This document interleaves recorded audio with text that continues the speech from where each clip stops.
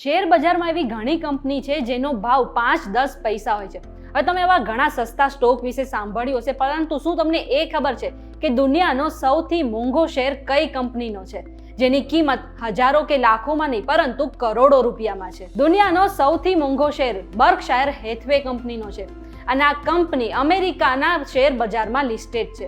આ કંપનીનો શેર છેલ્લા ઘણા સમયથી સ્ટોક બજારમાં સૌથી મોંઘો શેર રહ્યો છે।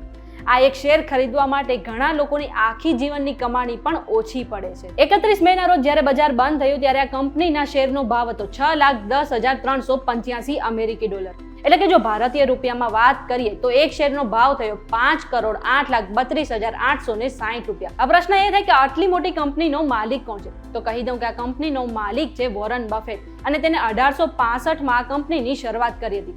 એ સમયે તેના એક શેરનો ભાવ હતો $20।